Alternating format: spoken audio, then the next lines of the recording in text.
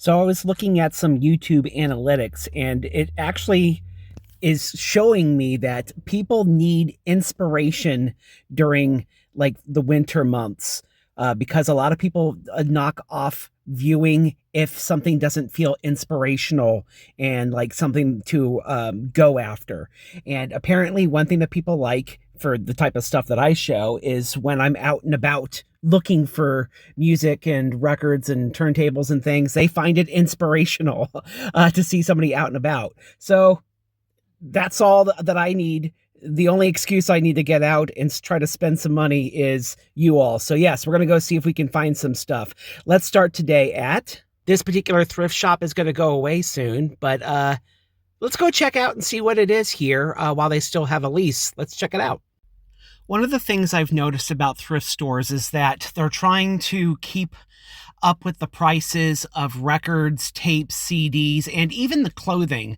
The prices for those things are going up, on places like eBay, places like, even secondary sales that people are doing at flea markets. And so a lot of thrift stores I've noticed have kind of increased their pricing, and then they run into financial issues when people aren't buying some of these items as much. I know it's a tough road to walk because you don't want to underprice your items.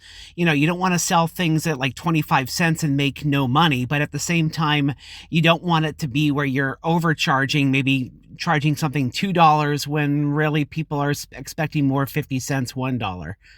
I don't know. It's a tough gig. So picked up Motley Crue just to help out a little bit, but unfortunately they're losing their lease, and that's pretty sad for this place. That's just kind of what happens for some local businesses. All right, let's look at the next place.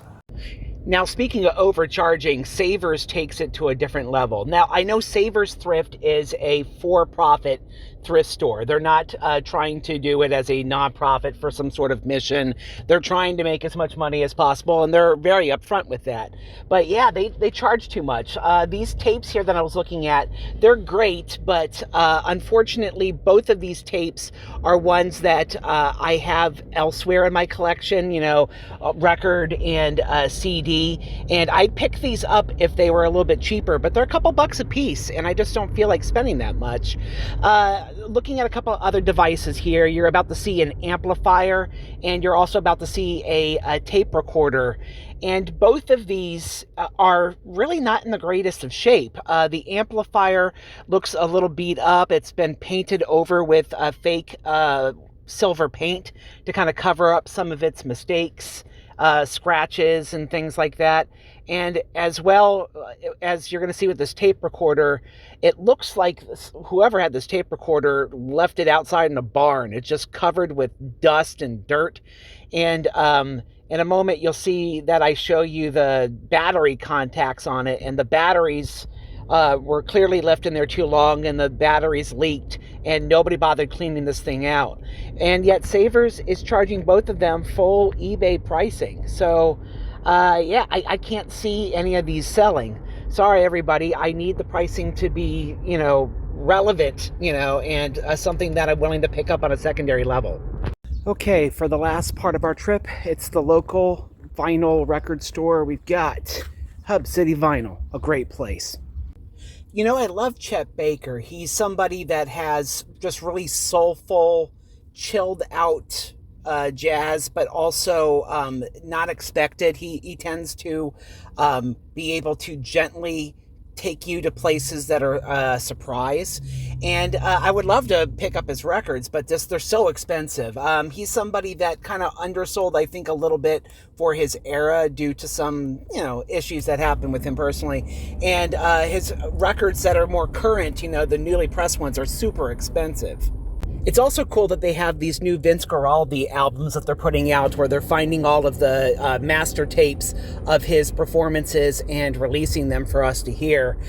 This particular one is a very kind of cool album. It's meant to be kind of like commercial music. It's meant to kind of be a very kind of commercial forefront jazz, where it's kind of mocking consumerism. It's a really interesting album, one that you can check out online. None of this is vinyl, but I think it's stuff that's definitely worth picking up. So I found two things here. I'm first showing you a 8-track by the Beach Boys, and this is a 8-track that has been recorded by someone at home. 8-track initially was not something that was recordable. They didn't have those out there, but as cassette tapes picked up steam, they came out with 8-track recorders, and I find these to be a really fun listen to hear people's kind of collections that they put together, and the sound quality can be great, it can be terrible, it depends on who made it. So I always find these a fun listen. I also am showing you here a Beatles cassette that I found. This is a collection of songs that the Beatles did during their Decca audition during their initial period before they got signed with Parlophone. So this is fun. And I also am showing you a Rolling Stone sticker that I really think is cool. It's one that I'd like to pick up. As you can see, this sticker, which is vintage, is like $20, which is a bit too much for me. So yeah, as you can hear, the birds are outside chirping. It's warming up a little bit recently, which is good. So that makes me happy. And I picked up the Beatles tape and the Beach Boys 8-track. So yeah, I'm happy like the birds right now. Tweet. So hopefully you enjoyed just going around with me, seeing what was in the local area. And you know what? I can see why people like these kinds of things during the middle of winter. I don't know if I'm inspired, but I do feel like better and happier just out and about and not just sitting around at home. So I can see why these kind of videos tend to do better this time of year. So I don't know. Get out there, everybody. Love you. Bye.